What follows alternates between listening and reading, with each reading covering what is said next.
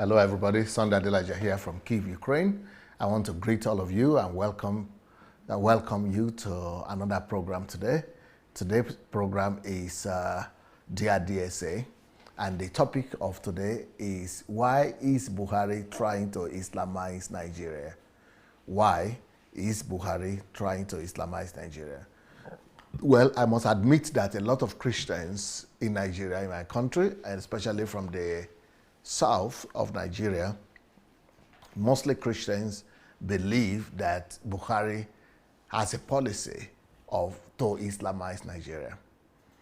So the question then comes, for me, I will have to ask some questions.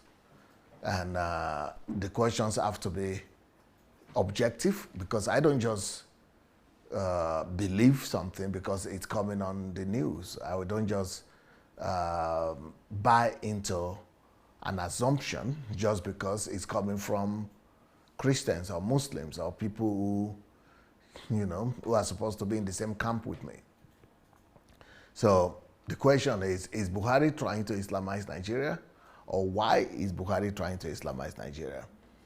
Well, before anybody could take a position in a situation like this is the challenge I've always had with Nigerians and Africans, but especially Nigerians. And the problem is we are more geared towards sentiment than reason. We are more sensational oriented than logic oriented. So what happens in Nigeria is that a lot of news and a lot of reports that we hear, they don't have basis. They don't have factual basis. They don't have empirical evidences and proofs. They are mainly sensationalism, emotion, sentiments, and just populism. It's unfortunate. So, but before I also go ahead, so that you don't accuse me of falling into the same category and making the same mistake of what I'm accusing other people of, let's now, together with you, use logical reasoning to come to the conclusion: are there arguments, are there reasons to assume that Buhari is trying to Islamize Nigeria? Are there evidences? Are there proofs? Are there empirical evidences on ground to make us believe that the president wants to Islamize Nigeria? Well, let's first of all go to the camp or to the arguments of those people who believe in this kind of assertion. So what are their arguments? What do they say? Why is it that they come to the conclusion that Buhari is trying to Islamize Nigeria? What are their proofs? What are their arguments? Number one argument. Recently, they said Buhari went to Organization of Islamic Countries, OIC, in Saudi Arabia. That immediately after he was sworn in as the president, he went to Saudi Arabia to attend that meeting. Is that enough an argument to believe that Nigeria is now about to be Islamized? I would say that is not an argument. That is not strong enough an argument. That is not enough a reason to believe that Nigeria is about to be Islamized. Because in 2015, was it 2015 or 2013? 2013. One of those years, President Jonathan himself, who is a Christian, actually went to the same meeting that was taking place in Cairo at that time in Egypt.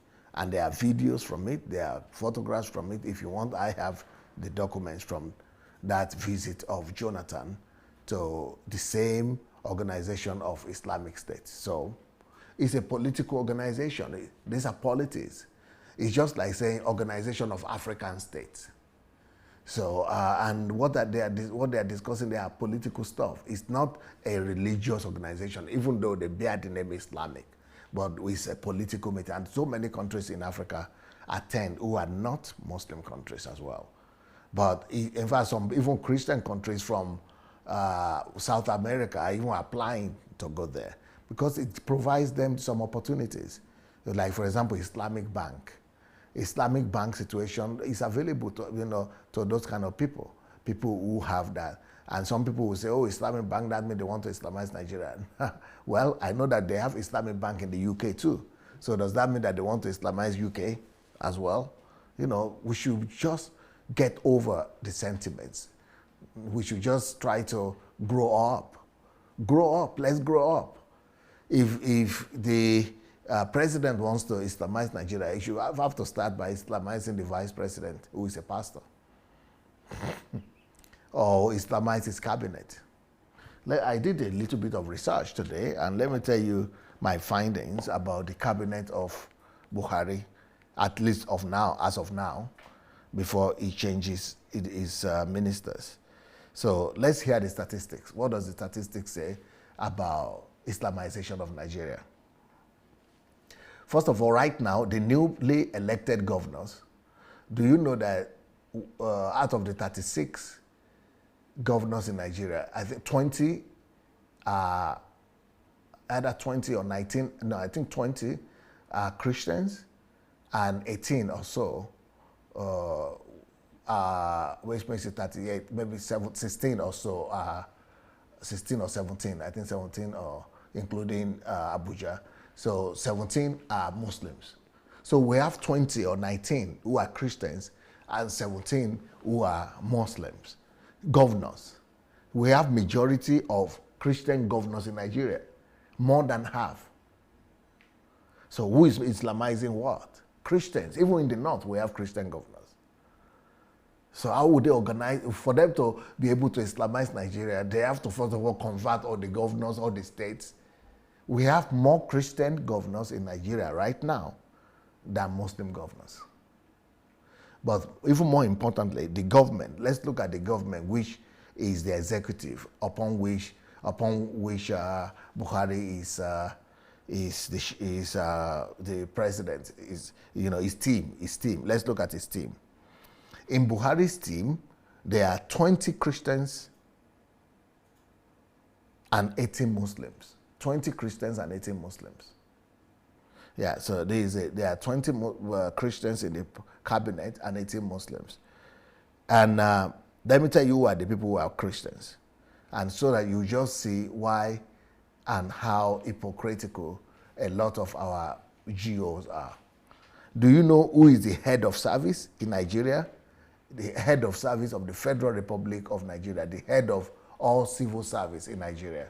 So before you could Islamize Nigeria, you have to, first of all, Islamize that, because that is the employed. Those are all the people who are federally employed in Nigeria are under the civil service, head of service. And the head of service of Nigeria is a Christian. He's not just a Christian, he's a member of Winners Chapel. He's a member of Winners Chapel. He's Winifred Oyoita. It's a woman, Winifred Oyoita, is a member of Winners Chapel. And Bishop Oyedepo knows about this, yet is supporting and shouting that they are going to Islamize Nigeria. Dagora, the Speaker of the House of Representatives, just released an article a few days ago saying that Oyedepo is his spiritual father. Dagora, who is from the north, but is a Christian, and he said it is Oyedepo is his spiritual. So how can all these people, and that is the fourth or fifth person in the country. So how can we say they are trying to Islamize Nigeria when your members are ruling the country? What are you doing to influence your members who are Christians to Christianize Nigeria? Let them Christianize now. You have the head of service who is a member of your church. Let him also bring the kingdom of God to civil service in Nigeria.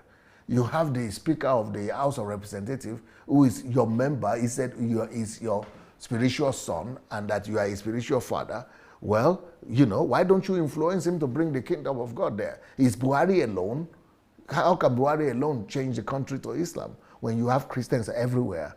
The vice president, who is a member of Redeemed, I'm a pastor there, why let them bring Christianity to the country? How can Buhari alone, among all these people who are Christians around him, change the country to Islamic State? So they have 20, they have more Christians. Buhari has more Christians in his team of cabinet than Muslims. He has 20 Christians and 18 Muslims. The secretary to the government, to the federal government, Mustafa, because sometimes the problems that we have in Nigeria is that we hear these names, Mustafa, Dogora. We know that they are from the north, and we just assume that they are Muslims. This man is a Christian. He's the secretary to the president, to the federal government of Nigeria. The secretary to the president is a Christian, even though he's Mustafa. The fact that he's Mustafa doesn't make him a Muslim. So he's a Christian, and he's the highest person out there, closest to the president. Without him, nothing gets done. There's no way for them to Islamize Nigeria without the Senate and without the House of Representatives. If that happens, you have to blame your senators and blame your representatives, the people that you elected to represent you. If they are Christians, they have to stop it. It's not even a question at all. So, but apart from the Senate and the representative, let me even talk about Senate and representative again. For Nigeria to be Islamized, it has to be two-thirds, because Nigeria is a secular state right now. For that constitution, we have a constitution that says we're a secular state. For the constitution to change, it will take two-thirds of the Senate, two-thirds. No party in Nigeria has two-thirds. Even APC doesn't have two-thirds. So, which means for the constitution to change, Southerners, two-thirds of Nigeria has to vote. And how do you get two-thirds of Nigeria without Southerners? So it's not possible. It's just a way to gain political points. People who are talking about Islamizing Nigeria, they are just trying to make political points. Don't be mesmerized by their populism. It is populism. It is pedagogical or talk. It's just empty talk. So it's just people who want to make speeches and who want to just make just sensation, cause sensation in the country. But apart from even the Senate and the House of Representatives, for you to Islamize Nigeria, two-thirds of the states in Nigeria have to agree. and half of them are with Christian governors or Christian states. So if half of them, or maybe even 19 of them are Christian states, 17 are Muslim states, how would you talk less of, if Muslims don't even have half of the states in Nigeria, talk less of, being Islamized. So it's not possible. Just anytime you hear those kind of talk, just throw it away. Just forget about it. Just know that some people are planning to manipulate you, and they are trying to just,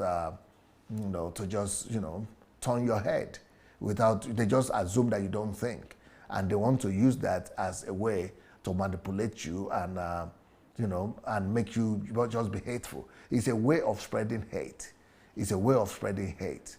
And that's why I wrote this other book about Nigerian beauty, the beauty in Nigerian diversity.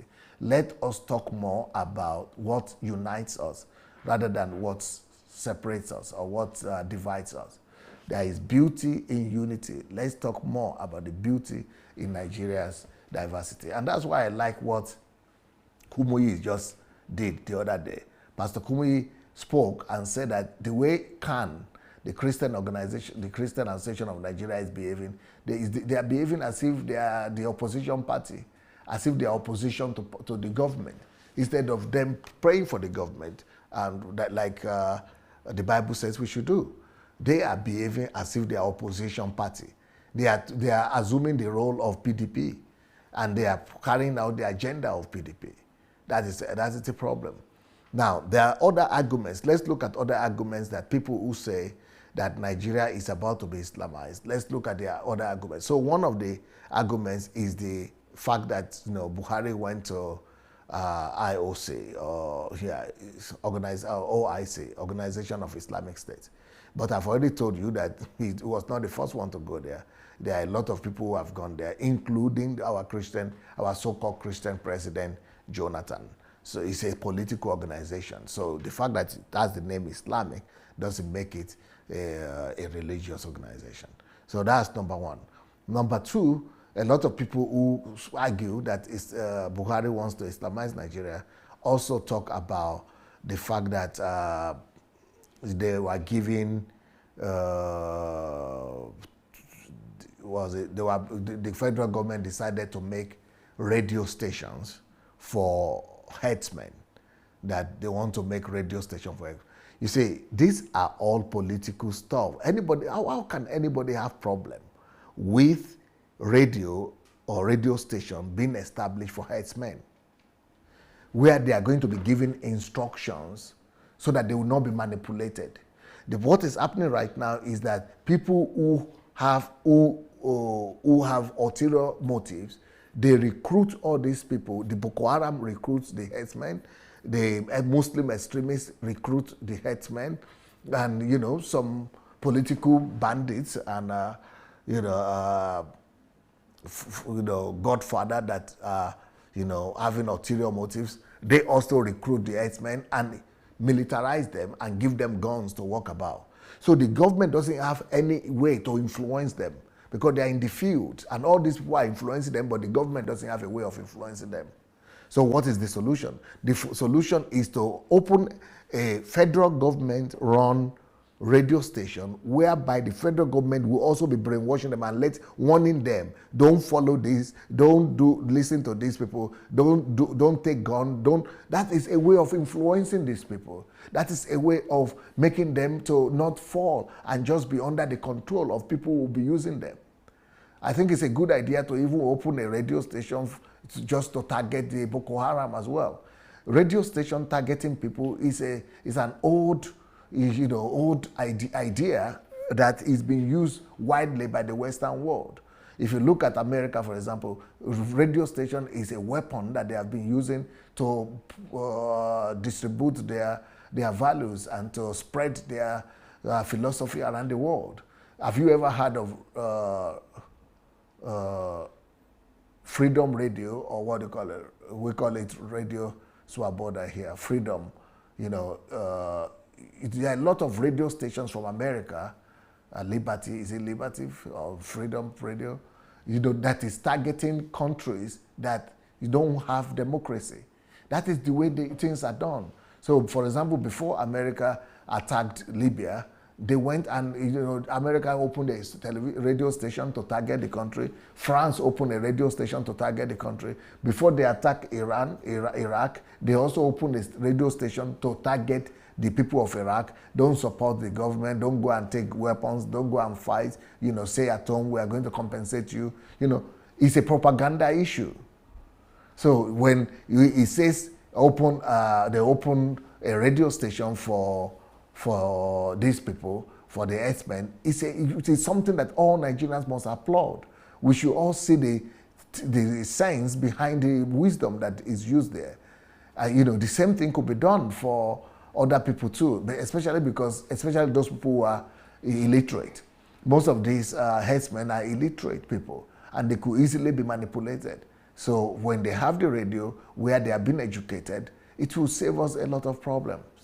And somebody said, okay, then why don't they open? I saw this one on the internet. If they want to open radio station for herdsmen, let them open a radio station also for the Igbo market workers. Igbo market workers. Why just Igbo market workers? What is their businessmen? What is their? Why should they open a radio just for Igbo market workers, Igbo traders? I mean, we should try to see that we have problem. The whole country is complaining about this herdsmen situation, and that is the attempt to resolve the issue. So it's not about because they are, Hausas or they are herdsmen or they are Fulanis. It's an attempt to resolve the problem that we have at hand. And that way also, I think that radio also will be a way of curbing and combating the Boko Haram insurgency that we have going on in the country. Well, that's my take on that. But so what are the other arguments that people who, by the way, if you are there and you wish to contribute to this talk before Victor comes, Victor is graduating today from university, but he's going to probably try to come and join us today, but he's running late. But before he comes in to join me, anybody that might want to contribute to this discussion and call into the program, you know, do the normal thing that we normally do. Go to Facebook Messenger. And when you get to Facebook Messenger, look for Move Agents. Move Agents. When you go to Facebook Messenger, look for Move Agents. And when you get to Move Agents Matic, you see Matic in front of it, Move Agents Matic, then just write us and send us a note or SMS message that you want to call. So go to Facebook Messenger, look for Move Agents Matic, and then just write and say, I would like to call, or can I call, can I contribute? So we would like to hear your own arguments about this, or either for or against, and we'd like to hear your own contribution about this. So what are the other, I'm trying to think, what are the other things that they said is responsible for people saying Buhari wants to Islamize Nigeria? Okay, another reason they give is the herdsmen menace. The herdsmen going from state to state, and especially in the north and some part of the south, to attack. But okay, if the herdsmen are killing people, you know they are killing more people in the north now than in the south. They are killing a lot of people in Zamfara, they are killing a lot of people in Katsina, they are killing a lot of people in Borno. So there are a lot of the casualties of the herdsmen are no more in the south. They are not as much as in the north. And the people they are killing are Muslims as well. They are killing Muslims like themselves. They are killing, you know, people in the Muslim states. So to say it is Buhari that is behind that and is trying to use it to militarize the herdsmen so that they will take over the country and Islamize Nigeria, I mean, it's too primitive. It's too primitive to think like that. Because if they want to Islamize Nigeria, why, when they are killing Muslims themselves, the Muslims themselves will fight against them. So they are alienating their own people, their own constituency. And so much that even the northern states now are revolting. You know, Zamfara and Katsina and other people, they are fighting the government now. They are fighting Buhari that is not doing enough for security. So, and that is the state. Katsina is the state of Buhari himself, is the state of the president. And they are killing more people in that state than any other states right now in Nigeria. And, you know, so that is a proof to us that, you know, it cannot be Buhari killing his own people just to Islamize our Nigeria again. So it's a proof that we have a problem with insecurity. It's a national problem, and we should all join our hands to fight against this problem, rather than accusing one another of one thing or the other. Do we have a caller? Yes? So, so instead of accusing one another and pointing accusing fingers and dividing the country even the more, because all these people who are saying they want to Islamize Nigeria, they are dividing the country more. What I normally say is that if they want to Islamize Nigeria, why don't you Christianize Nigeria? I want to Christianize Nigeria. I want to make Nigeria redeemed. I want to bring reformation to Nigeria. I want to make Nigeria the leading Christian country in the world. So what about that? If they have their own agenda, let's have our own agenda also. I think we have a caller. Hello? Hello, DSA, good evening. Good evening, sir. Who is calling from where? Peter from Belgium. Peter from Belgium. How are you today, Peter? Yeah, I'm fine. And you? Very good. And I would like to hear your thoughts about this discussion. Yeah, yesterday I just want first of all, foremost to thank that brother that came from Cameroon. Yes. Eric. It was Eric, yeah. Yes. It was Hobson. It was wonderful.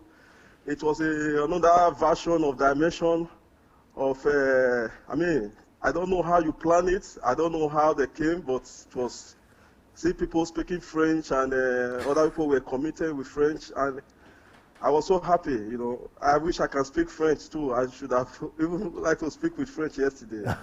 So it was, yeah, it was awesome. It was wonderful. So for today's program, you know, we talk about the topic for today about Islamizing Nigeria. I mean, it's for me, to my own opinion, is the slogan from the Christians, especially the bishop and the pastors.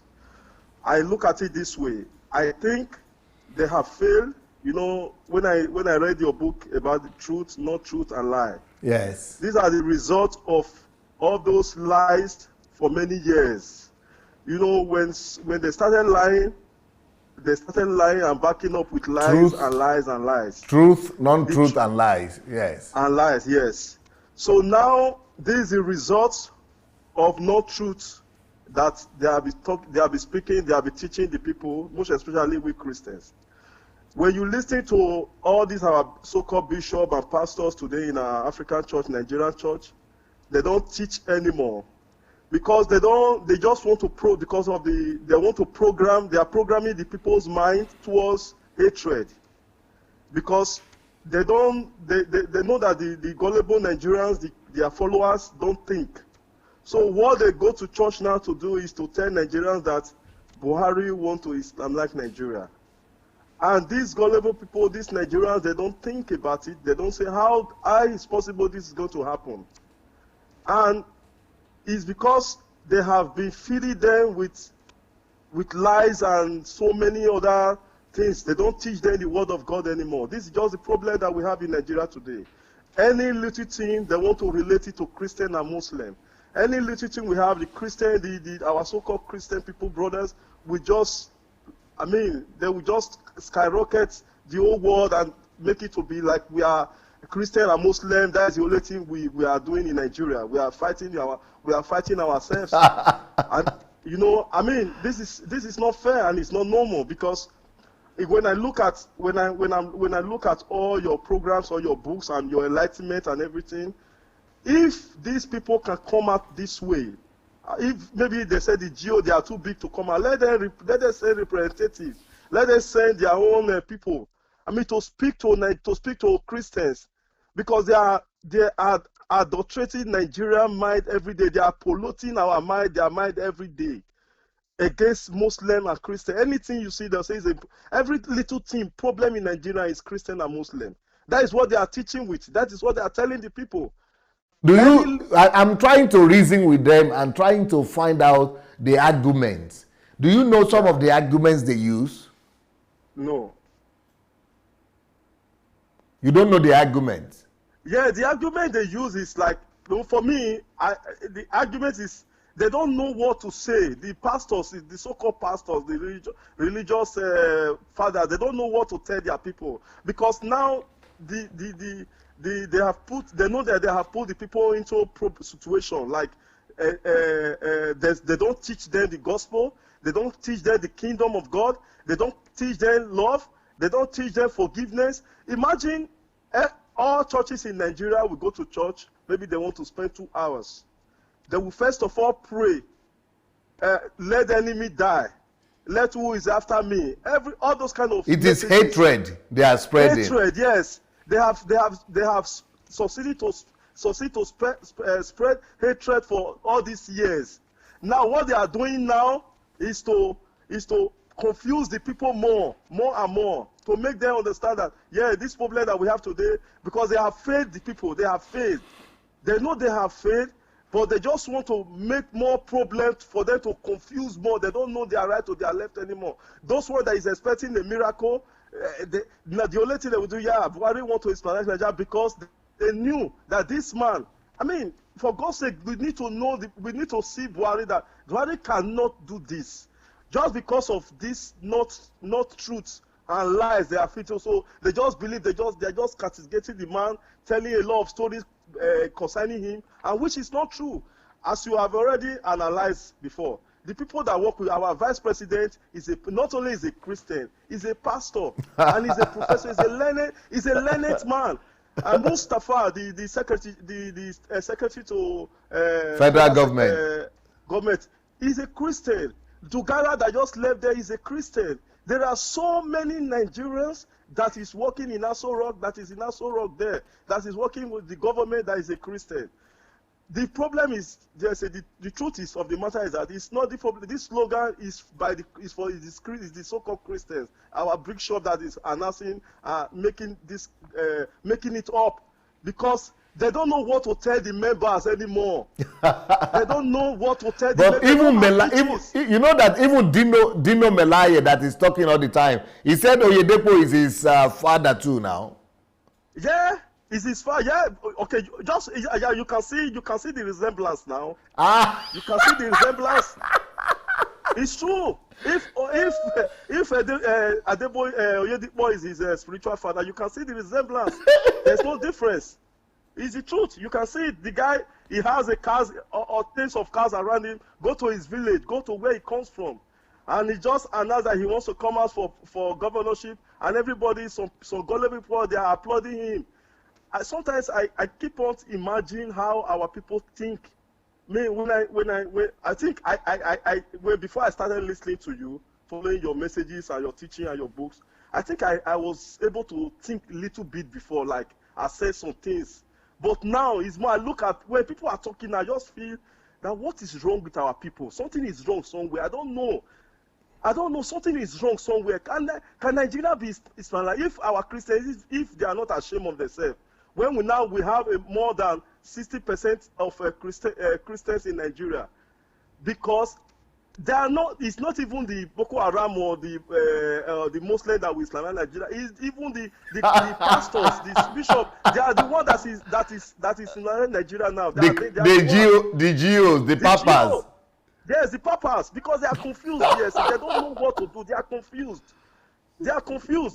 They are really confused, because if you see what they are teaching is hatred. Like, I just want to quickly say this. On Sunday, we went to a gathering. One of our family friends did a community party, because in Belgium there is every month of May there is a special programming. Schools, churches are doing. School and churches come together. You can do community party for you. They can baptize your child if you want. In the Catholic here, is like is the law, is their procedure, is their custom. Yes. So one of our sisters did this, and he invited us to come and join them for celebration and eating. The daughter was 12 years. So when we arrived, I came back from church. My family, we went there. So the lady was my former church long time ago. The lady was waiting for the pastor to come and pray. Our African pastor, as usual now, they don't keep to time. He took him more than 3 hours. We were waiting. So I called the lady. I said, look, anytime he comes, if he wants to come, let him join the party. Let him join. Because you said if we don't pray, the party won't start. And we are waiting for one man. So I was trying to... The lady was tensed up. She was a little bit... because people were already there, sitting down. They are waiting for a pastor to come and open the program, the ceremony. So that now ended. Later, we were outside because it was really sunny. Everywhere was warm. We were standing outside. The pastor came to scream at the lady as if it is his. I feel you can't even scream for a dog like that. Wow. He said, "You said you are a Christian. You said you are a Christian. You allow them play worldly music. You allow them play worldly music." He was so out top of his voice. Pastor, I know him. Know that. So you know what, DSA? You know, I have equipped myself with word. So I know that a break of silence is a evil. Yes. So immediately I said, Pastor, can you please calm down? You are a pastor. He said he's not talking to me, he's talking to the daughter. I said, even though you are talking to your daughter, you don't rebuke her like this. This is a woman that have a 15 years old son and a 12 years old daughter. He's not a child. That you are just, he said, Peter, just because I know him, we have a history. I have history with him before. He said, Peter, what is your problem? Pastor, I don't have problem. I think you have problem here. Because you don't need to talk to this lady like this. I mean, did they say, just show me where they write it in the Bible that this music is the worldly music. This song is a worldly song. He said, no. I said, some people that sing these gospel songs, some of them smoke. Some of them, I'm not trying to judge. And they are all members, and they are members of their churches. Yes, they are members of churches. I say, so what is the difference between, you can categorize, this is worldly music, this is, he say, he don't care so long they play Christian music. I say, Pastor, you don't know, you don't have idea, you don't even know what you are doing. So everybody came, it was a really crowd. My wife was saying, Peter, he was telling me I should stop. I said, no. But the good news is, Pastor, everybody that had this thing, they started calling me and started praising me. I was that you are not quiet. Yes, because I didn't quiet. Because everybody, we were like 5 or 4 standing before other people hear our voice, because it was really rowdy. I choose not to be quiet, because this thing is getting too much. It's getting all these pastors. Religion. Like, so the pastors and their religion is Islamizing Nigeria faster than the Muslims are, eh? Yes, Pastor, that is true, because many people, when I interview some people now, they go to church just to, especially this period of summertime, just to display their dress. Maybe they have new native, they're so from Nigeria. That's what they're telling me sometimes. They don't even listen, they don't even have idea how a Christian, how to serve God, how to have a personal relationship with God, how to communicate with God, how to pray. Many people don't even know. When I'm talking, people say, Pastor, I'm not trying to exaggerate. Yesterday, more than 3 people, 3 persons called me because of this thing. They were praising me. I started giving them your messages. So one of the guys said, you have been listening, but at the point she stopped. So I said, continue. Begin to equip yourself with word of God. Anywhere you go, it's not necessary that you must go to church that Sunday. I started yesterday. I'm just talking about yesterday. They started calling me because that incident really, many people really, how to say it, comment me for it, because I said I cannot be here that this pastor is just shouting on top of, screaming on top of this lady. She's not a baby. He's not. Thank you so much, Peter. Thank you. Yes. Thank you so much. Yeah. Very good point. Bye-bye. Well, we have Victor here now. Yeah. Welcome. Thank you. I'm so sorry for coming late. We're held in the hold-up. Yeah. I think the overhead bridge they are trying to construct is causing a whole lot of. So why this topic? Yeah. So I've been watching, and I can say you've done a very good job in bringing the point. Of course, we have some things to say about it. There's been a lot of brouhaha by many Nigerians, some ignorantly and others on the point of just plain cynicism, just for the sake of wanting to score political points, just for the sake of trying to deride sometimes the person of, let's say, Muhammadu Buhari or probably the APC government, and other times just to create some sort of occultic followership or occult followership, especially from those whose mind cannot analytically work to analyze situation, to analyze statistics, to analyze facts, who will just believe every lies, every contrition, every tissue of stories that are just not there. Every form of populism. Every form of populism, cynical in all of its form and all of its glory, even if it pretends to have one. And you see, they just bring and concoct all of these things, just throw it out there, and people just swallow it to climb. Maybe they have some points. What are the points? Now, why did I bring this? Yeah, you have mentioned a lot of points, DSA. So, okay, why did you bring this? Why did I bring this? Because of recent, not immediately Buhari came in 2015. In fact, before 2015, immediately he became the candidate. There's a party in Nigeria who was in government then. One of their chieftains, what did he do? He went to England, and then he hired a public relations firm or a propaganda firm, so to say, to wage war against the person of Buhari. And what was their point? You can check it now. They called that firm Cambridge Analytica. They caught them now. Yeah, later. They caught them. It was much later. They were caught later on, yeah, that they came up with the story. Yes. So sell the story to Nigeria. To sell the story, why? They were what story were they selling? That Buhari was going to Islamize Nigeria, and they were selling gory pictures of terrorism and painting it as Islam. That this is what is going to happen if Buhari was voted for. And they resorted to this after they have tried to find death on the man, and they could not find death on the man. You know what it means within the Nigerian space to try to find death on a Nigerian politician? And they could not find. And so because they could not find, they had to go back to the basic the most primitive stuff of saying that he's going to Islamize Nigeria and this was going to happen when it comes in. So that was the background for that. And so that created a lot of schism and a lot of cynicism in the mind of so many Nigerians about the man who already distrusted him before he even came in. That's number one. Number two, because of his history within the Nigerian military, and he had come before and was a very stern man, very stern.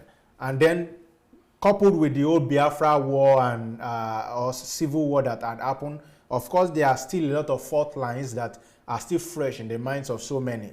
So that immediately penetrated into the minds of a lot of people, especially in the southeast, south, and some people in the southwest who are religious zealots, so to call them. So they were able to buy this, and of course, people know what to push, what fault line to get into. So now, because the man himself is a Muslim and is a Fulani guy, and things are now, when he now got into power, the things that the so-called Christians used to enjoy before, the perks they used to enjoy before, the corruption now is no longer flowing. For instance, if you have read of the, or probably you are hearing it now, that the arms gate in Nigeria in 2014, thereabout, where money was cut on the private jet of a Nigerian pastor who was then the president of the Christian Association of Nigeria, while they were going to use that money to illegally purchase arms in South Africa. Those are the kind of things where money is just flowing everywhere. They were even fighting because of the money government gave to them in the build-up to the election in 2015. So these are the kind of monies they were just enjoying before. Probably you've also read of people who stole money that was meant to use to prosecute war, Boko Haram war. And the guy, I'll name him, his name is Colonel Atewe. And he said out of that money that he stole, he gave a tithe of 35 million naira rather, a tithe of 35 million naira to Winners Chapel, that's Pastor Idebo's church. So you can imagine the kind of venal tenacity that has been on the override in the Nigerian church sphere before the coming of this man. And so when he is around now and they cannot enjoy it, the next thing they need to do is to start mudslinging. And so every avenue to do that, they just exploit it. Now, you mentioned OIC, which is very beautiful, DSA.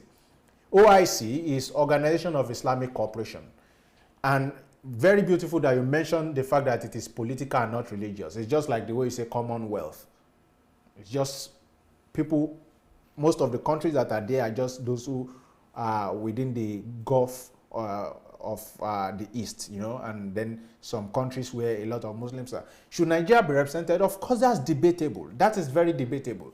Nigeria has a population of about 200 million. About 40-something% of that population are Muslims. Another 40-something% are Christians, and a lot of other people are traditional. And we know a lot of people are doing the syncretism.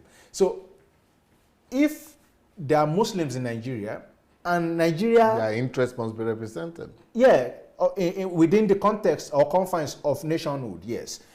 But, again, the point becomes that it means that there is a Muslim Islamic interest, yes, as you are saying, which can be represented within a political structure of Islamic cooperation. Now, what are those, like you have mentioned, sir? They help in sharing intelligence. They help in giving financial aids. There are a lot of bodies that give financial aid. There's one called IMF. In fact, IMF is the biggest destroyer of nations. And I'm going to link everything up right now. And World Bank. IMF and World Bank, once they come into your country, they are going to destroy it. Once they give you recommendation, just take it and say thank you. That's on the basis of, okay, thank you, we've heard you. But go back and find your own remedy. Because for the statistics is there. For every country they've entered, hardly have they been able to produce 20% of success. Are we talking from Greece, even to the Nigeria of the 1986 Structural Adjustment Program? Now, what happens is that this IOC, they created a whole structure, political and financial, and now they have something called Islamic banking, that even the UK, like you rightly mentioned, DSA, is enjoying from. Scotland is enjoying from, really. Now, what happens is that these banks, they give loan, interest-free. Interest-free. This IOC. Yes, and the Islamic banking that are affiliated with them, they give loans interest-free. It means they can borrow countries' money without collecting interest. IMF will borrow you money, set a whole lot of terms that will destroy your economy. For instance, asking you to devalue your currency. Devaluation of currency only benefits the rich. So, but the poor will suffer from it. So why? Because once the currency is devalued, there is no commensurate increase in salary. If that happens, inflation will go up. So the macro and microeconomics has been destroyed. But the rich will get richer because they are the ones who have the bulk of the money, both in liquidity and if in fact they control the liquidity. But the poor will suffer from it. And that was why Buhari, when he came in, was, I hope I'm not explaining too much here, but I hope you get the point, just to give a macroscopic analysis of what's happening here. Now, the Islamic Bank gives this loan, it helps the country. That is one of the perks of being there. Now, I want to ask you, since we've been in Commonwealth, can you tell me one of the perks of Commonwealth? It should be all of we are proud to be members of Commonwealth. I mean, nobody's complaining about that. What have we benefited from being in Commonwealth? People who are from France, Francophone, people who were colonized by France, at least I'm sure I read that they can visit France freely. No, they can't. Oh, they can't? Okay. But I thought they could visit France freely. But No. what are the perks of being in Commonwealth country? They will steal Nigeria's money, take it to the UK. To return it is a problem. These countries are the ones, encouraging the stealing of currency, of funds in Nigeria, because they are creating havens for them. Now, but being in this Organization of Islamic Cooperation, Nigeria has been able to sign contract with the Saudi Arabian government, for instance, that every money that is being... Dubai. Yeah, Dubai. That every Nigerian investment that is coming, let us know. Every money that is being stolen and stashed there, you return it. And these are some of the perks. Now, there's a bond in Nigeria right now called Sukuk bond. Sukuk bond is one of the financial enjoyment that Nigeria has enjoyed from being a member of the IOC. With that bond, Nigeria is fixing roads, infrastructure in the 6 geopolitical zone equally. It was shared equally. Now, Nigeria, even the GOs that are complaining are applying that road now. You will see it written there, funded by Sukuk bond. Nobody is talking. So the question is, okay, maybe we ask those questions later. But here's the point. Buhari was there in 1984, between January 1st, 1984, and was removed by 1985. In 1986, when Babangida, who succeeded Buhari, came in, was when he dragged Nigeria to the IOC unilaterally. But Buhari was there, he rejected He rejected it. He turned it down. Everything that Buhari rejected. So it's not Buhari who took Nigeria to Yes, IOC. sir. Everything Buhari rejected then was what Babangida went to do. Buhari also rejected SAP because people don't know the history of the problem of Nigeria economic crisis. It started with Shagari. Shagari is just a northern. When you see Goodluck Jonathan, Shagari is just like the northern Goodluck Jonathan. Shagari came. He had a lot of money. He did not know what to do with it. He just went and started building structures, and people were just stealing money under him. By 1983, after he had won his second term, before his second term, Nigeria entered into recession, sir. Austerity. Yeah, he had to start the austerity to fight the recession. That was the economic recovery plan that they were doing then. IMF brought a lot of recommendations. Buhari rejected them. That no, we are going to bring this out ourselves. Immediately, they took him out, and the guy was performing, and that's the reason why he was able to win with so much favor in 2015. immediately they kicked him out. Babangida brought the structural adjustment program, and that was the beginning of the final downfall of the Nigerian economy. Yes, SAP. I was not born Naira went from two naira to 20 something, then to 50, then till 300. There's 10 years after, I was still hearing about SAP because of how it destroyed the Nigerian economy. Now, that's one. Buhari did not take Nigeria to OIC. And you also mentioned the fact that subsequent governments have been working with them on a diplomatic basis. Now, there's no country in this world that can work in isolation. You want to join as many as possible bodies that can help you further your claim. For instance, in the United Nations Security Council, Nigeria is a temporary member. How could it be that, and they are trying to fight now to become a permanent member? So do you think if they are able to secure a block vote, for instance, from this OIC, that will not help them in a larger Congress of the United Nations? It would help them. So, but if you want us to leave now, maybe it's a discussion to be had, but it will not be because you will not intimidate this guy to say or lie that he was the one who brought us there. No, he did not take us there. But is IOC the only reason why they said he wants to Islamize Nigeria? No, we are going to go inside. Okay. I just want to get done with this IOC, so we move to the next one, sir. Jonathan, good luck, Jonathan. Where were your voices when he was there in 2013? He was in Cairo. Cairo, yes. And I'm sure DSA said he has a picture, but he was there. IOC. He was there. Good luck, Jonathan. Where were your voices there? ISIS. Where did you lost your voice there? You didn't protest. The money was sweet then. The money was flowing. So it shows you that even for a Christian, for a Christian president to go and be in an Islamic environment, if it was so religious, it would not be there. It would have probably even sent a representative or something. But it was more political than religious. He had to be there. And so Buhari is there now. What's the fools about it? That's one. The second reason why they are shouting Islamization, DSA, is sheer ignorance, and they ascribe the fact that anyone who is from the north is automatically a Muslim. Mm-hmm. So, and once you are from the north, they begin to fear you straight away. And where does that fear come from? It comes basically from ignorance. They don't know. So, for instance, I have a friend, sir, DSA. His name is Ishiaku Baba. You will not believe that a guy who bears Ishiaku is a Christian. Mm-hmm. A very devout Christian, and his name is Ishiaku. In fact, there's a pastor, a very prominent pastor in the north. His name is Musa. I think he's from Kaduna also. Plato. Yeah, his name is Musa. It's not Moses, so, because Moses is the Christian name. Musa is the Islamic or Arabian one. But he is a Christian. People don't know that states like Taraba, Nasarawa, Adamawa, can I even intervene a little bit, intercept? Yes, sir. Do you want to know who are the countries in Africa who are members of Organization of Islamic State? Countries like Sierra Leone. And it's a Christian country. Yeah. They have 80% or so, 70 or 80% Christians. And they are there. Why are they not saying they are going to Islamize them?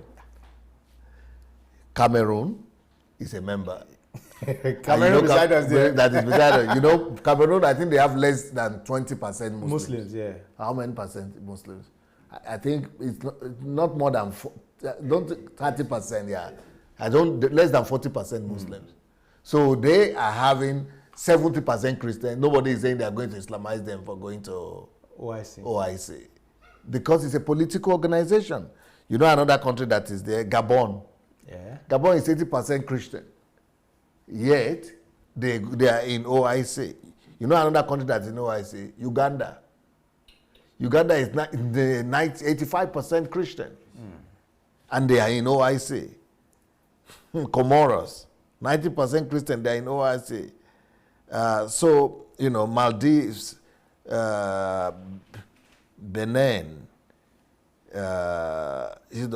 all these countries that, those are the ones we know. But Mozambique is a Christian country. Mozambique is 75% or so Christian, and they are in that place. Even Latin American countries, Caribbean countries started asking for membership. Suriname was just accepted there. Guyana was just accepted there. Ivory Coast has more Christians. Ivory Coast has about 70% Christians. They are more Catholics. And they are in the organization. Togo is also Catholic. They are in that place too. It's a political. Do you know that even Russia is there? Russia Federation is there. Just political. It's just the political. Same way. So are they going to Islamize Russia? It's just the same way. Thailand is there. Morocco. Probably. Other countries that want to become members? India, Democratic Republic of Congo. They have requested. They have requested to join. India is a Muslim country. No, they hate. They are even fighting Muslims. They are fighting Pakistan. Yeah, Pakistan as well. But they are trying to join. Kenya is trying to join. Liberia is trying to join. They have not accepted them. Brazil is trying to join. We is a Christian country. Belarus is trying to join. Belarus here too is trying to join. Liberia is trying to join. By the time everything is done, there is Mauritius is trying to join. Nepal is trying to join. Philippines is trying to join. Serbia, South Africa is trying to join. So all these are the countries that are trying to join now. Yeah. And we are making a big deal out of that. It's just almost all countries in the world are there. Sheer ignorance. It's just the same way, like I was saying yesterday. Morocco is trying to join West Africa. West African something, yes. Why? Geographically, they are not anywhere near. But because of the political perks, economic perks that they are going to enjoy, they are saying we want to join. So these are diplomatic decisions and has nothing to do with religion. Then the second point, like I was saying, is just sheer ignorance of just ascribing anyone who is from the up north, from River Niger up, just assuming that they are Muslims because of their name. It shows you don't know anything about the diversity of Nigeria. Many states in the north that you will assume that are Muslims are even majority Christians. I think probably Babusha will be able to. I think there are 19. There are 19 states that are having Christian governors, right? As of now, I think there are 18. Because they just lost one. 18, but it's more than. No, I think it's 18 now. Okay. But the beauty of that is that in the south. 50-50. No, in the south, there are 17 states and 16 states, 17 states in the south. No, there are 16 states in the south. Benue does not consider itself the north, so let's call it 17. Middle because that would be 19, 17. There are 19 northern states, and then the rest are 17. But of that 17 DSA, as I am talking to you now, we have only one Muslim governor. In the south? In the south. Only one. There are 6 states in the south. All 6. 5 states in the south, 5 states in the southeast, and 6 in the southwest. Only one of them is a Muslim, and that's Osun State. The Tinubu that they are trying to even say is joining together to Islamize with Buhari to Islamize Nigeria. The governor in his own state is a Christian. APT, Christian. Delta, Christian. Abia, Christian. So when we now even go to the north, you go to Taraba, Christian. Plateau, Christian. So what are we talking about? Even in Adamawa State, the composition is not like, oh, it's all Muslim. No. You go to Kaduna State, you cannot say you want to impose Islam. It's impossible. So just that sheer ignorance is killing a lot of people. And here's the deal, right? There's something in medicine they call placebo effect. And there's another thing they call malingering. Now, how does this thing work? Okay, malingering will not work in this case because a malingerer knows he's not suffering. But placebo effect, you come and say you have headache. And I know it's not like you have headache. They do it to children a lot. So, okay, it's called hypochondria. Yeah, hypochondria would be the best to work here. So, hypochondria is when you have the delusion of sickness. So, all over your body, you will be feeling pain. You could be feeling pain that is actually not there because you believe it. You could now start feeling it. Now, if I, as a doctor, give you just a white powder that has nothing, and I say it's paracetamol, you go home and you feel well. Why? Because you were suffering from a sickness that was not there.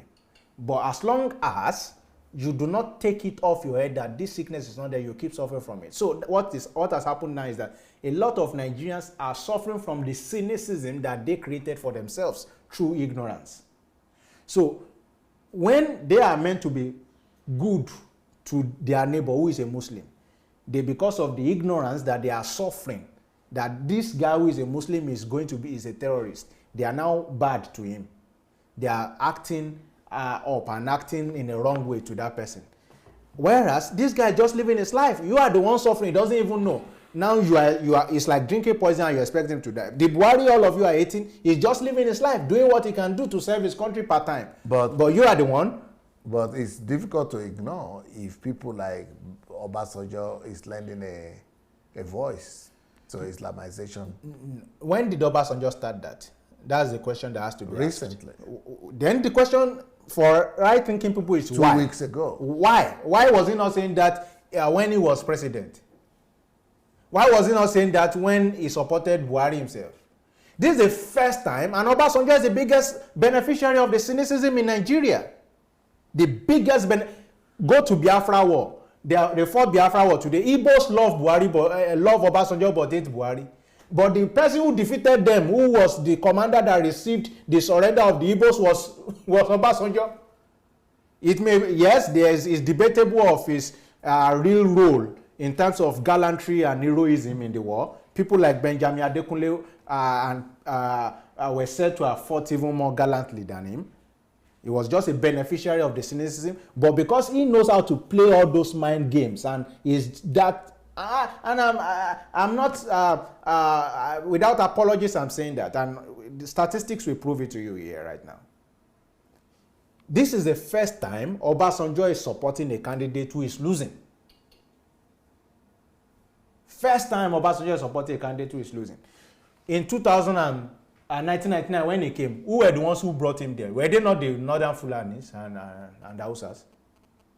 Were they not the same Muslim guys who brought him there? Was it not Babangida Hussein who sponsored this election? Working together with people like this guy from Ojus or Kalu from Abia State. Were they not the same old people from the north in the military that brought him back?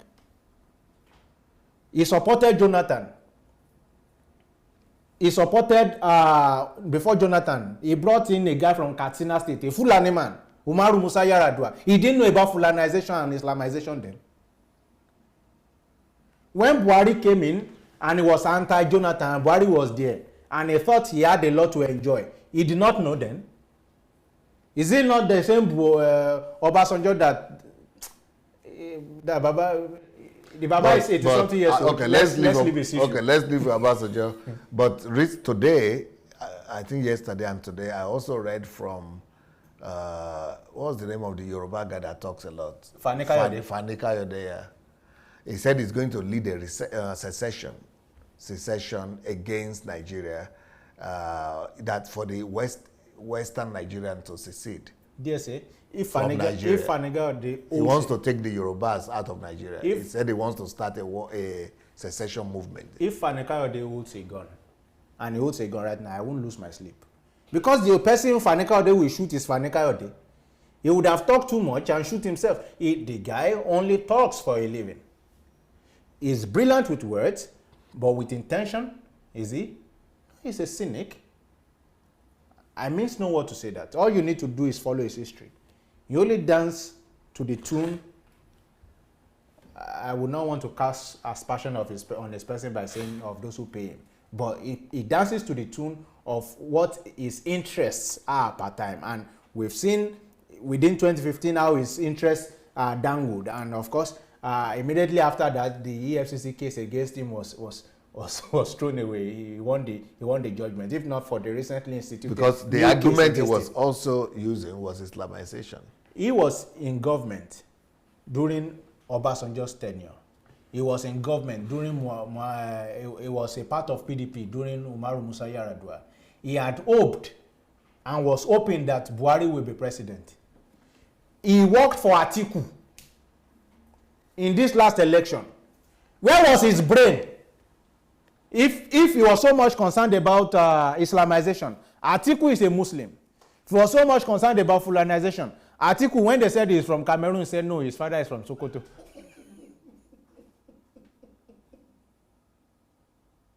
So these guys, they know the game they are playing. For them, this is a game. This is a game. Don't let politicians make you a pawn in a game you did not subscribe to. When these guys want to steal, they don't care the race, they don't care the tribe, they don't care the religion, they don't care about anything, they just steal. When they want to gain power, they know how to work together to gain power. They don't care. Probably you would have seen the pictures of those who reconciled Buhari and Obasanjo and Atiku when he was trying to contest. It was a Christian guy called Oyedepo and a Muslim guy called Gumi, Sheikh Gumi, and another Christian guy from the north called Matthew Kuka. You think they care? Do you think they remembered about anything about a religion or tribe that time? No. Everything is about power and resource control. And once your head is not working, you become a pawn in their hands. So the election just finished in February. Who was the candidate of Anikayode? Okay. Him to lie. The name of the candidate was Him to lie, and he's from China. Him to lie from China. Okay. The other guy is from Cameroon. Okay. He's from the Christian side of Cameroon. That's why I see. Because there was no way Fanika out there will use his brain will be working and he will support a Fulani or he will support a Muslim. These guys know exactly what they are doing. And I am saying for someone like Fanika, all he knows is to talk. I would never lose a sleep. I would never lose a second of sleep over what but he's combining forces with the Afenifere to be a Yoruba force and as a leader of Yoruba cultural group, as political group. No, Afenifere died the day they entered into alliance with Obasanjo. PDP. No, with Obasanjo. That was in 2003. So Obasanjo was in PDP. He was trying to win a second term. So what he did was he came to the Afenifere. Afenifere was a strong socio-political group that was controlling the politics of the Southwest. So now they are regrouping together with this funny guy. These are just a remnant part of them. Honor of or something, honor of or Kakao or something like that. No. What they call the guy? Gani Adams? Yeah. No. Those guys are he joined because of the herdsmen. No. They just want to talk. It's just sensation. Just sometimes when people miss the news so much, they say things to just be in the news. Yeah. So they are nothing really. I think there are people. You want some people to call. No, before they call him, okay. there's still a lot to trash out. Yes. Okay. So we're talking about the fact that in the South right now, only one governor is a Muslim. Yeah. So what's the Islamization there? And I was very glad when I heard you mention the fact that nobody can Islamize Nigeria without the parliament. Not just the federal parliament, but the state parliament. Obasanjo could not get a third term. And you're talking about Islamization in Nigeria. Nigeria is too complex for that. Obasanjo could not get a third term. As powerful as he was the president. He was the president. Third term, or not even religion. It's not touching anybody's religion. Even though that third time, I thought it was right for him to have been third time, but he couldn't still get it. He still could not get it. Jonathan, and he did so well to deserve it, but he still couldn't get it. Jonathan, with all of his money, wanted to extend his 4-year tenure to a 6-year tenure. And one time, we wanted just to one do time, one and so that he won't contest again. He could not get it. Even though his party controls maybe 2/3. Over 2/3. Over 2/3 of the parliament. Still he couldn't get it. Still couldn't get it. And it was his party. His party controlled 80% of the parliament. Still they couldn't get it. Even Obasanjo's party controlled 80%. Or yeah, 90%. They were controlling the whole No, thing. it was 90%. No, about 80. 80%. About 80%. But he still couldn't get it. So what are you talking about? And he was the head of the party. And that one, it's just Senate that needs to change this thing. But this, calm down now. And this one, every state has to vote. Every state has to vote. And like DSA rightly said, there are 19 northern states. And in that 19 northern states, DSA, this is how it is. That 19 northern states is an illusion. Because out of that 19 northern states, not even just that. The governors are Christians. Not even just that, DSA. When you take Kogi, you can't call Kogi northern state, really. Or Kwara. You can't call Kwara northern state, really. Even Niger State there. Even Plateau State. So the stakes are too high. That is too much of a fault line to be tempered with. I repeat, nobody will dare it. If Nigeria is Islamized today, if Nigeria is Islamized today, it will be because the church collapsed. It will be the fault of the church. Someone was saying that was what happened in Turkey, that Turkey was a Christian nation. Now let me tell you what happened in Turkey and is happening in the UK right now as I'm speaking, DSA. Turkey had a Christian elite. Just the same way France too had their own elites too.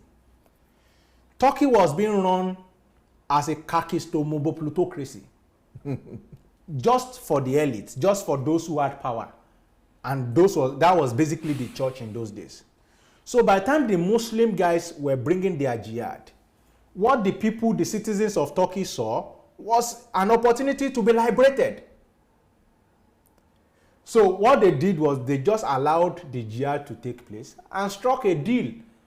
And that way, that was how it was politically. Constantinople that time. Yes, as of that time it was Constantinople. And if you want to know what Constantinople means it was a town founded by Constantine. If you want to know Constantine, you read about Emperor Constantine. Now, they received those who they felt as liberators. And once that comes in, the influence of culture, because that's the same thing the Romans too were doing when they come into a new country or a new territory, they influence with their culture and everything. So the same thing the jihadists were doing too. And that's why when you go to the east of Africa, to the Horn of Africa, and even to the northern part of Nigeria, you see that today they are practicing much of the Arabian culture because those who came in influenced them. And that was what happened. Right now in UK DSA, do you want to believe me, DSA, that churches are being turned to disco clubs, to eateries, to hostels, malls, to churches that were built with, they were spending time building those structures. And that's why DSA keeps saying, if you invest in structures and not in people, very soon those structures will be put up for sale. They will be turned into something else. And so let them be building those structures. So just keep on building it. You've not heard of the Sophia Cathedral in Turkey. You've not heard of it. By the time disillusionment eats the people so much, they are the ones who will invite Islam themselves. They are the ones who will go and call Islam. Yeah, come. You people should come. It won't be any government policy. It will just be disillusionment. It will be finding answers after being tired and after having tried everything that Christianity has been practiced in Nigeria promised now. And of course, they will discover it's a lie. When Forbes keep releasing its list and there are no tithe payers in the first 500, then you will see. Just this week, I was seeing a video of a son of one of the emperors of the Nigerian church saying he was trying to justify tithe using Malachi. no, not even Malachi. I was using this antitrust man, Rockefeller. That Rockefeller became rich because he was paying tithe. You don't know anything, and you've not studied Rockefeller. You should not just Rockefeller. You should go and study about those who built America. Then you will know their story. Rockefeller was not. It was not tithe that made him rich. Oh. Rockefeller was built by hard work. He was not sleeping in church. He was built by hard work and greed. DSA. Rockefeller was built by hard work and greed. And probably that greed came from the place of drive. That he was so much driven that nothing was enough for him. And he never got saved till the age of 56. Rockefeller was so greedy that he was making money, him and his peers. And his workers were living in substandard conditions. There was this guy, I forgot his name now, who was Carnegie. Carnegie was his major rivals of them. It was even Carnegie that challenged him to start a foundation to start giving back to the community. And he was not doing that until he was in his probably 70s. Because Dale Carnegie was doing a lot of that, a lot of charity. And he did not start that until later on. After his own company had caused a whole lot of havoc to the community. These guys were not Christians, so they were just religious in the name of going to church. No, later on, Rockefeller became a Christian and started paying. But that was not why he became rich. And people must not be deceived. It's because he was healed from cancer of the stomach. And even after then, let's even agree that he is one. Life works by statistics. Show me other statistics. If you show me that 20% of the world's richest people pay tithe today, I will not question any other thing again. Bring Forbes list, 1,000. If no, 200. But everything they are talking, the tithe is 10%. So let them find at least 10%. Okay, let them find 10%. So these things don't work, and it is the disillusionment that will convert many more people from. It's not only to Islam, to atheism. No, those who will be best. A lot of the youth in Nigeria are becoming atheists now. Will be converted to free thinking, Hinduism. It is in Nigeria that they will start a meeting with opening prayer, end it with closing prayer, but in the middle they are discussing how to steal. They invited God to the meeting. So Nigeria, the baseline becomes that the problem of Nigeria has never been about religion. It has always been about avarice and what is right. It has always been the marginalization of the rich against the poor. It has always been the marginalization of the greedy against the needy. That's what's always been. Then DSA, you mentioned Fulani radio. You know, Nigeria media and the Nigerian police, I don't know which one is more useless. And I'm not sorry to say that. The Nigerian media practitioners, they are so useless that no analytical thinking. It's just sensation. It's just garbage. Do you know a guy last year there's in the heat of all the Fulani herdsmen issue? He took a news from WhatsApp. You know how WhatsApp fake news are spread, and went to publish it on a national dailies. What did he say? He ascribed a statement to the Fulani, the Mieti Allah guy, that said they will keep on killing. I'm paraphrasing now. The guy never said anything like that. It was after national outrage that the guy recounted the story that he actually copied the news from another reporter who copied it from a WhatsApp news. He had to apologize. But you know, the way fake news goes fast, apology and retraction don't go that fast. So the Nigerian media, they are doing so much evil in that land today. They are the ones encouraging a lot of this unnecessary But what led talks. you to Nigerian media? I'll say that, DSA. With an analytic media, DSA, there's something they call fact check. Journalism should be about facts. A man says it is raining. Another man says it is sunny. Journalism, and dare say you are a journalist, I do not intend to teach that while you are here. I hope I have your permission. Journalism, and a responsible one at that, is not to say DSA said it's raining, Victor said it's sunny. It's to stick your own neck out of the window and see what is happening. But what happens is that they just do copy and paste. No investigation.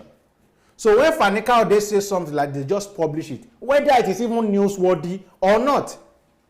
So I could be here now and just crack a joke. They will publish it on the news daily. I say, what's that? And so what they are doing is that they are fanning the embers of schism, of cynicism in Nigeria through their irresponsible journalism. What would it have taken DSA? That when they bring up these issues, they are able to say, no, this is what has happened. Just like we are bringing out facts now and details. To say, okay, in Buhari's cabinet of ministers, there were 18 Christians, 18 Muslims. The SGF was a Christian, the head of service, a Christian. 20 Christians. And yeah, that's SGF and HOS makes it 20. To say that, what would it take? Nothing. But you know what? They are enjoying it. And of course, we must not forget, no, apart from laziness, we must not forget that 16 years after 1999, those who have been feeding this media has been the politicians who were in power then and who now are in opposition. So it will seem as though the bedrock of the Nigerian media now is an opposition to this government that is in power. Because I heard for a fact that this is the first, when Buhari came, was the first time you go to government house and not come back with brown envelope. There's no allocation for media. And that, of course, that's one of the bane of the Buhari administration. So instead of even amplifying what he's doing, most of what is going against him are negative news. That's on that side. DSA, the other part of what I was trying to say is that thing they call Fulani radio, it's not Fulani radio, it's called nomadic education, radio for nomadic education. Who are nomads? Nomads are people who move from one place to another, who don't stay in one place. Herdsmen, for example. That's an example. But what people don't know is that the Ijaw people, fishing. Many of them are nomadic. So when we hear nomads, we just think of herdsmen. Many of Ijaw are nomadic. So in Nigeria, there are a lot of nomads, and that what they are trying to do is to create something called AM, amplitude. There's FM and there's AM. AM is the longer one. It covers wide range. So what do you do to correct misinformation? You give information. These are the same people, and yes, the DSA, and I think it is a US president that says it's not the critic that counts. All of these people know how to criticize, but never know how to bring out solution. Okay, how do we solve if herdsmen are the issue, right? How do we solve it? You have to think short term, medium term, and long term. The long term is that if it is an ideology, you must reorientate them. How do you reorientate without information? If they are nomads, can you gather them to one place? No. It therefore means you must create some special program for them. And they like to carry radio. And they are always with radio. So, solution there. When they started the whole issue of herdsmen farmers clashes, we talked about ranching. They were shouting. Till Jesus comes, ranching will still be the solution. You may delay it because you don't like Buhari, but ranching is still the solution. But why did we get there? Because before Jonathan left DSA, Goodluck Jonathan had set up a committee that was headed by former governor of Benue State, Gabriel Suswan. That committee brought out a whole lot of recommendations, one of which included ranching. And the 100 billion naira was set aside. Do you know what happened to that money, DSA? Disappeared. Suya money. It's a suya money. The money disappeared. And so, what we would have done and fixed in 2014 became another issue in 2015, 2016, 2017, going forward. If the money that was released then had been used, we would not be where we are. But the money was not used. Now we are saying, okay, we are going to release another money. Say, no, they are giving Fulani people money. But that was what Goodluck Jonathan himself saw as a solution when he set up a committee. Why are we not asking the question, what happened to the 100 billion that was released? Just as the same way someone like Obasanjo will be complaining about power now. What happened to the $16 billion that is spent on power? He said this in page 43 of his book. I plugged my phone to that page. It was not charging. So should we call in callers now? What are the other questions you have about Islamization? Maybe it's appointees. We need to get to a point in Nigeria, DSA, that appointment should be on the basis of meritocracy, not upon the basis of where you are from, or what name you bear, or the color of your skin, but basically by the content of character and the merit of capacity. In Ukraine, the former president, Poroshenko, was from Vinnytsia. The prime minister from the same Vinnytsia. Probably they are even from the same village. But why are Ukrainians not shouting? It will seem as though there are no tribes there. There are tribes, maybe not as much as Nigeria, maybe united by language, but there are still tribes and clans. But nations that grow must forget the whole idea of tribe or religion.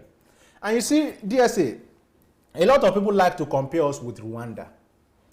So they like to shame the Buhari government or the government of the day with the good things that are happening in Rwanda. But the question is, it seemed to me that people like effect, but don't like cause. And sometimes people just focus on cause without considering effect. Now, Paul Kagame is a dictator. Are we ready to have a dictator in Nigeria? In Rwanda, it is an offense to insult the president. The free will at which all of you are insulting Buhari today. Of course, I too had my own fair share of having a go at Goodluck Jonathan. Till today, I still believe he's one of the worst presidents in Nigeria's recent history. But I cannot say that to Paul Kagame if I were in Rwanda. In Rwanda, they are paying prices. For instance, there is nothing like state of origin. They don't even mention tribe. But in Nigeria, have we done that? If they bring can an Hausa guy win election in Abia State? If I bear Suleiman today, would I win election in Ebonyi? Will Ugochukwu win election in Ekiti? So these are questions we must ask. And truthfully, anyone who will really want to solve the issues of Nigeria must forget the idea of someone calling him tyrannical or witch hunting. You stole, or they accused you of stealing, and they are taking you to court to say they are witch hunting you. Okay, the guy is a witch hunter. If you were not a witch, how come he was hunting you? Are you the only one in the country? They say he's doing selective corruption. Okay, if it takes everybody now that are stealing in Nigeria today, even if he's able to catch everybody at once, where's the court to prosecute them? It means you can only do it once at a time. Selective or no selective, or is it catching people? That's what we need. But again, the justice system is another whole issue on its own, to talk about its pace or its effectiveness. But the whole concept that someone can imagine in his mind that just because Buhari is Muslim, he can Islamize Nigeria, is so mundane, is inane, it's not a thinking or a thought that should occupy the mind of a very sane person. Because you have to consider the complexities of the country you live in. And of course, I do agree that things are hard economically. But the hardness of things should not take away reasoning. And I tell a lot of people, especially who are in my age now, DSA, because they are mostly the ones complaining that things are very hard. When our own parents were saying things were hard, then you know what we were doing, DSA? We were calling them stingy. We thought they were wicked. But now we have come of age. We are now facing what they faced. We can now see what they are seeing. But we do not want to acknowledge that this was what they were facing, and they were still able to do for us what we enjoyed to this moment at the expense of their own enjoyment. We have seen parents who, instead of buying cars, sponsored their children abroad, but could not give them enough money to feed, in that sense that the child wants it. And my mother is stingy. They say, Yoruba people say something, say, the child who is backed to the market does not know that the road to the market is far. But when he comes of age now and he has to trek to the market, he say, mommy, that place is far. That's what people in my age are facing now. But for me, who have been conscious all through, at least since 1999, I know that all around me, it has been poverty. It has been poverty. I've not known any other thing than poverty. Should we celebrate it? No. But fact must be stated, and we have to know what is wrong to address what is wrong. And a lot of things, and the poverty of Nigeria, DSA, people may not believe it. People may not believe it, but the facts are there. That more Nigerians are poor today, not because there are no opportunities, but because people who create opportunities are scared of the value system of Nigerians. For instance, I have $100 in my bank account. I'm not using it. That $100 could create something called small or micro-scale enterprise that would lift someone from the poverty line. It means that he can do a business with that money, make ends for himself while still keeping my capital instead of it just being in bank. But I cannot give that money to somebody because I know he will run away with my money. He will not be honest enough to deliver. I cannot create, and these are things that are happening. This is why investors are not coming. This is why someone like Virgin Air ran out of Nigeria because of corruption. And that corruption, although you are talking of a grand scale, but it comes from the value system of the average Nigerian. So DSA, many of the things that we are suffering now, we do not know that they are self-inflicted. Very much self-inflicted. And so there are more important things to talk about in Nigeria that are our problem right now. And religion is not even in the first 20. Islam is not even a problem of Nigeria. And someone says that the reason of why Islamization is valid is that they are killing in the north. Boko Haram is killing. Who are they killing? Who are the targets? Muslims are dying, Christians are dying. It's unfortunate, very much unfortunate. Very, very much unfortunate. No life should be lost. The number one duty of government is to protect life. It's very unfortunate when people die. But even in the US, DSA, do you know the crime rate and the killing rate? Oh, yeah. We are talking in Nigeria about the 200 children or 200 girls that were abducted from, what you call it, those girls from, is it Chibok. Chibok girls. That's a scandal. The whole world is talking about the 200 girls. You know, in the US alone, every year, 4,000 have been abducted. That's abducting one. Yeah. Let's now talk about school shooting that is happening every other month. Does that mean that US is about to be Islamized? No. Every country have their own security challenges. A lot still has to be done in the area of security, but I think it's been up nothing less than 4 years now that festivities have been going on without bombing. Before. You are talking Abuja. In Abuja, even in, what's it called? Borno. Even in Borno, Shebi, they're able to vote. They're able to do a lot of things. So I think it's mundane, it's nonsensical. I'm sure there are people that are Yes. itching to call. Yeah, so now they we want allow to call. express their own Yeah, opinion. yeah, DSA. You know, I didn't come in the beginning, so I didn't come early, so I was trying to bear out my mind, but the simple truth is that Buhari is not trying to, and Buhari, even if he ever decide to, cannot Islamize Nigeria. So I think the book that you are seeing right now is called How to Make Nigeria the Greatest Country in the World. We have to be constructive to make Nigeria the greatest country in the world. We have to be less divisive. We have to be united to make Nigeria the greatest country in the world. But that book would be one of the best books you have ever read in your life, if you get your hand on it. It's there on Amazon, and you can read it for free on Kindle Unlimited. I think we have a caller. Hello? Hello. Yes, please. Who is calling from where? Hi, it's Vicky from Belgium. Good evening, sir. Bridget from Belgium. Vicky. Yeah. Oh, Vicky. How are you doing today? Fine, thank you. Happy birthday. Long time. Oh, wow. Birthday. Thank you so much, Vicky. Yeah, you're welcome. And Victor, congratulations for your graduate too. thank you. Yes. Yeah. I get into the discussion about 17 minutes after. I think the ignorance of our people is so big, DSA, that you don't even know. So big. And you've written so many books that I think your book will do a lot of work for that. And they only think of the negative. I've never seen a book or anybody that ever sit down and think of the possibility of our diversity, like you put it in that the beauty of Nigeria diversity. Yes. And I think every Nigeria need to read that book to really see the opportunity, the chance, what we really have that we are just commonizing, that we are just neglecting.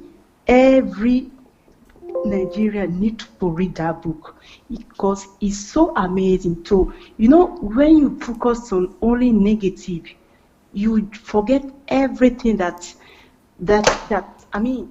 positive. That is positive. So that book, if they read it, they will really realize that it's not all negative. Our diversity, our differences, it's not that bad. It makes us unique and make us rich, make us better if we can put it together. And the Mountain of Ignorance, another book that you have to, in every school, they have to, it's like that book compulsory in every school. So that the children, when they are growing up, when they see, they will respect each other. They will honor each other. They will embrace Hausa. It doesn't matter where you are from. You know, that book, I'm just begging you. The Mountain of Ignorance. Yeah, Mountain of Ignorance and the beauty of Nigeria's diversity is needed in all school. You know, I said if I go to Nigeria, I have school that I'm going to sponsor it for. Because what you don't know, you can't do better, you know. And when you know something and it opens your eyes, you know, you take things different, you think different, you do things different. But if you don't know and you only just follow the crowd, it's difficult, you know, to just come on your own and just say, okay, it's not true, because you cannot, only you against 100 people is difficult, you know, especially in Nigeria, because they can argue a lot, you know. So DSA, no matter how this discussion, you can talk from today to tomorrow, this book, these two books, compulsory in all school, make it cheaper in all school. I am begging you for it, because I read the book in 2 days, and when I was saying, which one of them? This beauty, the beauty of Nigerian diversity. Yeah. I was too excited. I was too it's like the thing. I was too excited because these are things that even me myself, I'm more than 40, knew myself. I don't even know. I was, you know, those things coming up when I was growing up, those differences, those things we have, we say, oh, this, no, a lot of things. And I think if we can embrace that with that love of Christianity, you know, Nigeria will be so great, so great. This week, I thought of you a lot, and I was so bitter Why? I went with my kids to Disneyland in Paris, you know, such a beautiful place. So all the whole time I was there, you know, I'm supposed to be having fun with my children. But I feel so sad for my country people. Why? Ask me. People that work there, there are 15,200 people. In just a plain, just amazing park. Imagine, my brain was calculating what Nigeria, we have the land, the population, the manpower, the so-called, we are not short of anything as natural resources. And here we are, our people are suffering.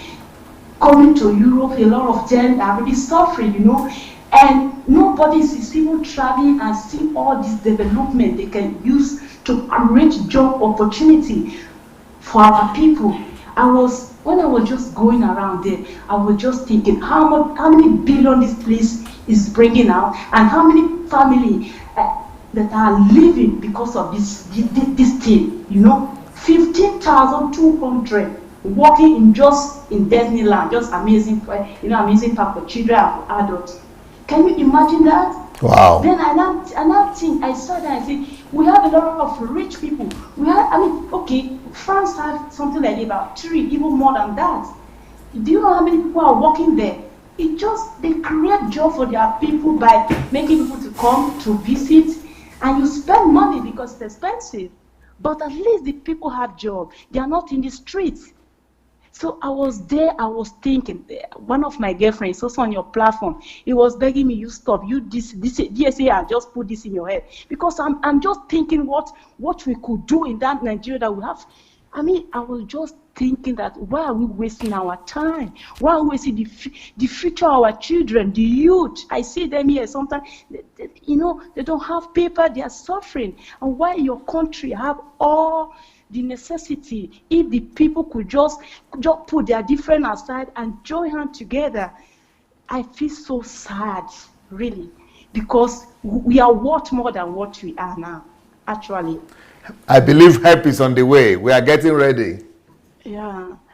Thank you, DSA. I just say that book, please, I'm begging you. That is, even if you cannot put the two, at least the beauty of Nigerian diversity, it needs to be in all school. Thank you, Vicky. You are always you are always inspiring. Thank you so much. Thank you. And the second one she mentioned is the mountain of ignorance. Mountain of ignorance also to be in the schools.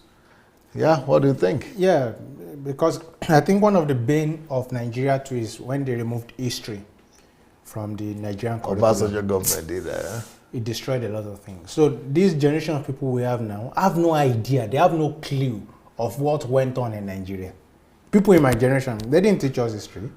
Somebody said my book, Nigeria and the Leadership Question, that it really helped them in terms of history. Yeah, it contains a lot, because you were talking about remnant leaders and you talked about Nigeria and even leaders. Before the independence. Yeah, before the independence, and now it came.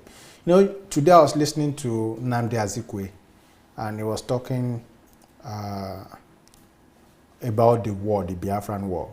And you see someone like that is opposed to the Biafran war, even though he was an Igbo person. So because it was a needless and senseless war. But if you hear many of my brothers from the East talk about it today, they talk about it from the angle of being the victim. But here is it, and I'm sorry if I sound insensitive, but there's a phrase or something that the sages say. They say all is fair in war and love. So it means that, and okay, this is where I'm coming from, sir. The people who declared secession and the war, it didn't start from the federal government side. It started, those who picked up arms were the ones who lost eventually. Of course, they said no victor, no vanquish, but of course what I'm trying to say is that there were casualties on both sides, and that is what war determines. Because war never determines who is right. War only always determines who is left. So when those who are left now begin to claim that they were right and that they were wronged, I think it does disservice to history, because was it that there were no pacifists in the war? Both sides fought. In fact, the person leading the war for the Biafrans then was even a Yoruba man. Victor Obasanjo. You see, so a lot has not been taught about history, and so people now, and this is the not the one, and yeah, it was just this one is the bane of this is the bane of a lot of biographies, because biographers only many times they write to eulogize themselves without really telling the fact of the story. But if history is taught, both sides of the conversation would have been engaged. And so right now, a lot of people are claiming victims, where really we should have real conversation about nationalism. And if that is done, many more people will be seen objectively rather than through the eyes of pain. Unity, we'll see more Yes. unity. Okay, let me talk about my latest book I just wrote. It's called The Kingdom of Sons. Ooh, this is what we really need in Nigeria. We need to raise up sons. We need to raise up people who are sons of the kingdom of God. Not even sons of Nigeria or sons of Cameroon or Algeria, but sons of the kingdom. And this book will make you cry, weep, and you will just be broken and be challenged. And you will pray hard to become a son in this kingdom. We don't have callers anymore. Yes, because we have had enough. And I just want to say again, I've seen some comments of some people saying DSA is releasing book too much. Well, if DSA is releasing book too much, don't buy it now. Not be your problem. No, it's not your problem. But for those who actually want to get information, they know how to get it. And if people want to get information, and DSA is saying, I can provide that information For the hungry. in the succinct And the needy. Because the beautiful thing about DSA's books is the hours of research that goes into it. The hours of research. It means that when you are reading a DSA book, here is what I've discovered with DSA's books. Because initially, I'm a very lazy reader, DSA, and I think I've confessed that to you probably 4 years before now. I'm a very lazy reader. So initially, when I got in contact with DSA's book, I felt the repetition was too much. But getting to know him personally and getting to study the books, I understood why that must be there. Because repetition is a key to learning. If you want to make a point, you must make it in different ways. Because you've not understood something, and that's why the word is called understood. To go under to the depth of a matter and then not be overwhelmed by that matter. So you get to the bottom of the matter and then you stand. Then you say, I understood.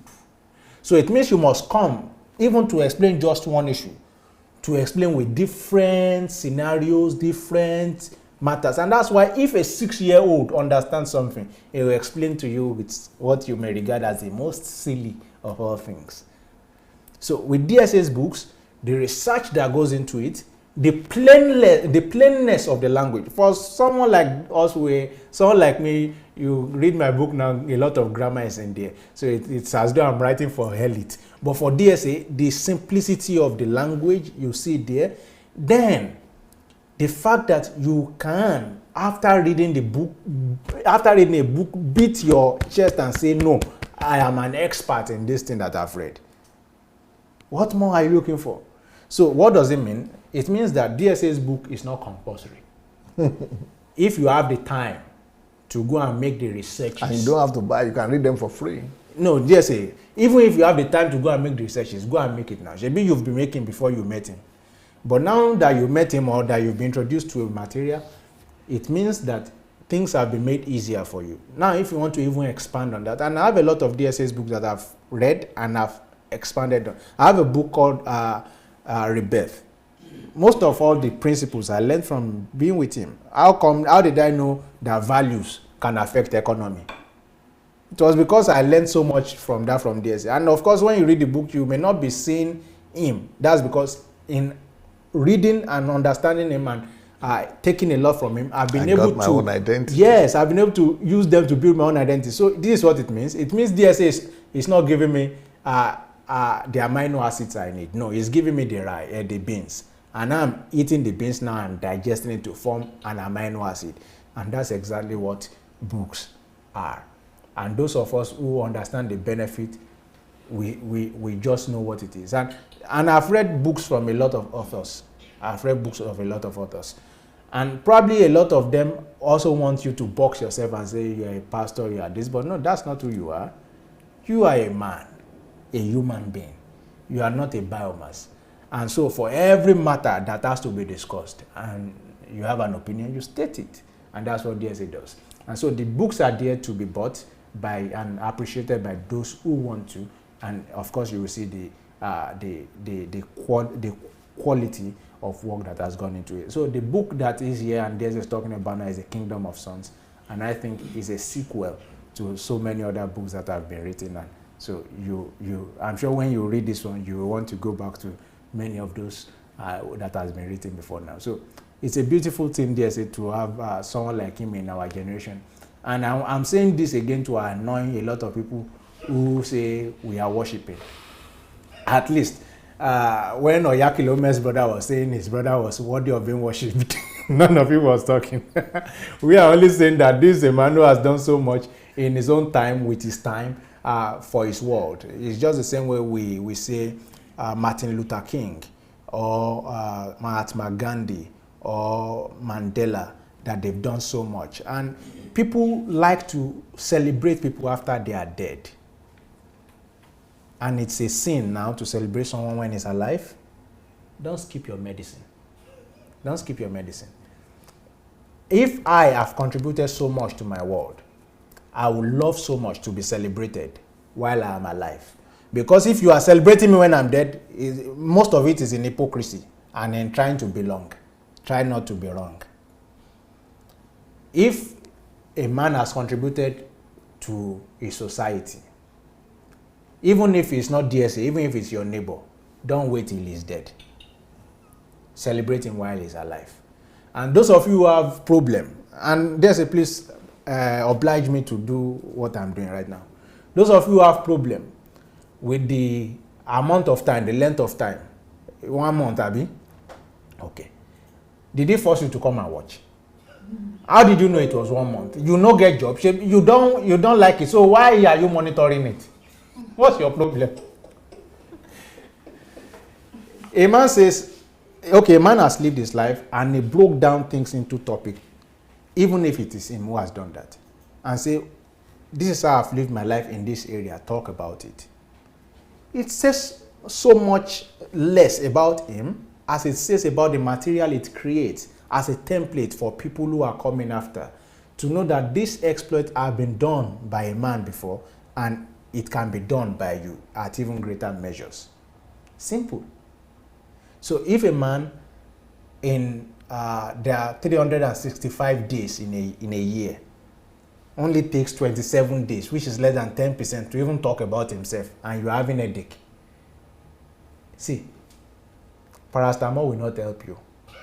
The only thing that will help you is to begin to function in your own purpose. Then you will understand that there's a measure in a man that even though he himself may say, I do not want all of this celebration, there's a measure in man that appreciates what they get from others. And so far you are not dead in your mind to appreciate people, you will know what it means to appreciate people who put so much value into you. And DSA, I'm saying this because I've been very objective with that. I was in a student church and they were telling me that I should teach. They invited me to a cell leader, to a church program, that I should come and teach on honoring pastors and church leaders. And I got there and said, no, that people value what is valuable. People value only what is valuable. So something is valuable. Nothing is valuable unless it has value, and nothing has value unless it's valuable. And what the Bible says is that, for instance, those who teach are worthy of double honor. What does that mean? It means that there's an ordinary honor that must be given to all men. This double honor that is coming in that place is that this man is giving you value, and in return of that value, you are returning honor. So the honor for the value that he is giving now makes it double. So every man has a honor, but he's giving you value, and then you return honor for the value that he is giving. And if you think that that is worship of that human being, then maybe it speaks more about you than about the person you think is being worshipped. Because all that people are saying is that this man, or it may be you, it may be another person, has contributed to my life this way, And I'm sure if it was you, you would like it too. For me to say your write-ups have encouraged me, or your teachings have done this and that. But well, that's just by the way. At the end of the day, DSA, haters will keep hating, and DSA will keep doing what he has to do. The same way BAMISAYE Victor will Another book will come next week. Another book will come. I like it or not. Thank you, DSA. So, in the absence of any other caller, I think we have a caller? Yeah. Okay, so in the absence of any other caller, we would just call it a day. Because I need to come back in the next 10-15 minutes to do another teaching on understanding service and stewardship.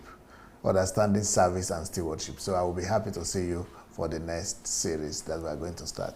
Thank you, DSA. Thank you so much, I hope everyone. you will not be Islamized soon.